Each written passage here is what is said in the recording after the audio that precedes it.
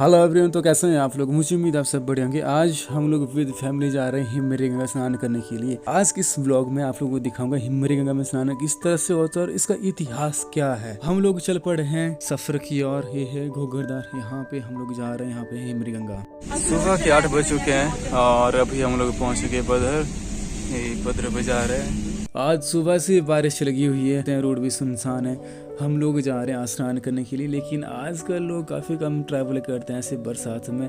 आज बारिश भी काफ़ी ज़्यादा हो रही थी सुबह। आज भाद्रो बीस है। भाद्रो बीस के दिन सभी तीर्थ स्थानों में शाही स्नान होता है, लेकिन हम लोग हिमरी गंगा ही जाते हैं। अब कुछ ही देर का सफर बच चुका है बाकी, और हम पहुंचने वाले हैं हिमरी गंगा। इंतजार की घड़ी खत्म होने वाली है और नज़ारे आप लोग देख ही सकते हैं। अभी हम लोग पहुँच चुके हैं हिमरी गंगा। ये रहा हिमरी गंगा का मेला। दुकानें यहाँ पे लग चुकी है। आज मुझे ऐसा लग रहा है कि आज रश काफ़ी कम होगा, क्योंकि आज बहुत तेज बारिश हो रही है, जैसे कि आप लोग देख ही सकते हैं। यहाँ पे गाइस यार बहुत बारिश हो रही है। हम लोग चल पड़े हैं स्नान करने के लिए। हम स्नान करने के लिए जा रहे हैं और लोग अभी स्नान करके आ चुके हैं। ये है गाइस हिमरी गंगा। अभी आर्यवीर को नंगा कर रहे हैं नहाने के लिए। अभी मैं और आर्यवीर जा रहे थे नहाने के लिए। जैसे ही आर्यवीर ने पानी के अंदर पैर रखा था, आर्यवीर कह रहा था कि मामू बहुत ठंडा पानी है, मुझे नहीं नहाना है। देखो कैसे नहा रहा था, ये ऐसे पानी लगा रहा था। मैंने इसको बोला था कि आजा साथ में आते हैं, तो देखो ऐसे मना कर रहा था ये नहाने के लिए भी। मैंने नहीं नहाना कह रहा था कि बहुत ठंडा पानी है। देखो कैसे नहा रहा है ये। यहाँ से आर्यवीर भागने वाला था। देखो ऐसे कह रहा था कि मैंने नहीं नहाना, बहुत ठंडा पानी है। फिर मैंने इसको बोला कि पानी नीचे अपना सर डाल। फिर मान गया था लास्ट में। यहाँ पे अपना सर डाल रहा, देखो भिगो रहा अपने सर को। आज बारिश हो रही थी, बारिश की वजह से मौसम भी ठंडा था और ऊपर से पानी भी ठंडा था। इसकी वजह से इसको ठंड लग रही थी, तभी तो नहा नहीं रहा था। स्नान करने के बाद हम लोगों ने कर ली पूजा और अभी हम लोग जानेंगे इस हिमरी गंगा इतिहास क्या है, इसकी स्टोरी क्या है यहाँ पंडित के द्वारा।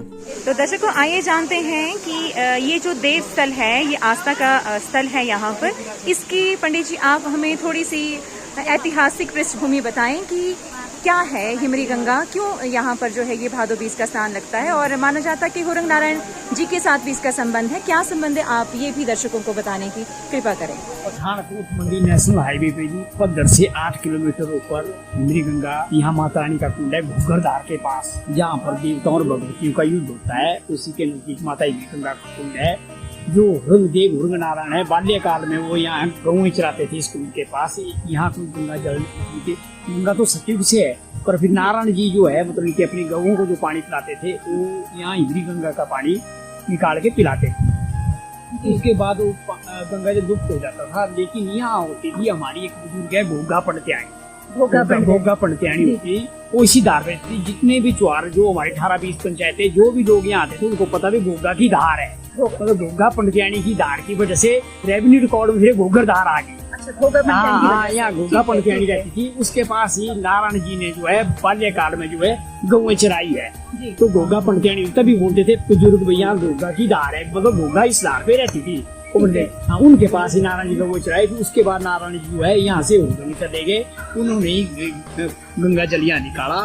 तो जितना भी भगवती और देवताओं का युद्ध होता है इसी घोघरदार पे होता है, ऐसी मान्यता है बुजुर्गों से। और आज जो है भादो बीज को माता का एक दिन ही शाही स्नान होता है। एक चैत्र बीज को होता है, एक भादो बीज को बड़ा स्नान होता है। भादो बीज के स्नान में जितने भी भगवती और देवताओं का युद्ध होता है, जो भी जीत हार होती है, ये जीत हार ऐसी लड़ाई नहीं होती है, हार पासों का जीत हार होती है, हार पासों की युद्ध है। ये जो भगवती है इसी कुंड पे आज भादो बीज को जो है ऐसे बोलते हैं कि इसी कुंड का स्नान करती हैं। तो इसी करके शाही स्नान माना जाता है। युद्ध के बाद इसी इनकी जब ये आएंगी तो ये मान के चलो किसी भी बेस में 3, 5 या 7 कोई लड़कियां होती है, कन्या के रूप में आ जाएगी, औरतों के रूप में आ जाएगी, और मतलब के वृद्धा उसमें आ जाएगी। किसी पर आएंगे 3 या 5 या 7 ऐसी मानता है, बुजुर्ग ऐसा कहते हैं 3 या 5 तो आज का दिन वो स्नान करेंगी। लेकिन उनका विशेष बात ये है कि जब भी वो आएंगे, जब भी यहाँ नसरावा आम होता है पंडितों को, ये जब भी नसरावा करेंगी, उस नसरावा के अंदर जो है लोसर का फूल होता है, वो फूल आम नहीं मिलता। जैसे हम फूल चढ़ाते हैं वो नहीं है, वो रेयर मतलब जोत में मिलेगा। और उनके फूल का जैसे गुच्छी होती है, गुच्छी के फूल के वो कांटे होते हैं, वैसे लोग नसराओं के अंदर वो फूल आएगा। अगर वो फूल आता है तो समझो कि भगवतियां यहाँ स्नान करके गई और आएंगी, तो मतलब उसकी विशेष पहचान है। हमारे बुजुर्गों की एक बार जो है वो फूल मिला हुआ नसराओं के अंदर, लेकिन वो चढ़ाएंगी उसी फूल को। और आज का दिन वो स्नान करते, लेकिन किसी को दर्शन दे भी देती है ईसाई स्नान में। और एक यहाँ मान्यता है, बड़ी पहले मतलब कोई खत्री होता था, वो इस धार पे मतलब ज्वार घाटी में बंगे बेचता था। बंगे तो खत्री था, तो ज्वार में तो यहाँ धार पे आराम करता था। लेकिन उसने वो भगवती यहाँ देख ली, उसने देखा यहाँ 4-5 कन्या, कभी कन्या तो उस धार पे होती नहीं कोई, तो उसने देखा भाई ये तो कोई मतलब नहीं कि कोई ऐसा देवी स्वरूप है। तो उस खत्री ने क्या किया, वो चालाक था, वैसे ही खत्री था, पता था, उसने क्या किया, वो जो बंगे थी छोटी छोटी वो छुपा दी। तो क्या होते बंगे छुपा दी, और बड़ी छोटी जो बच्चों वाली तो बंगे रखती। उन्होंने बोला भाई मतलब कि भाई कहाँ जा रहा है, बोली मैं ज्वार घाटी में बंगे पहनाने जा रहा हूँ। ठीक है, पैसा से बोले हमारे को पहना दे। बोले मेरे ना बोले छोटी है नहीं, आपके हाथ में आएगी। बोले हमारे हाथ छोटे हो जाते हैं।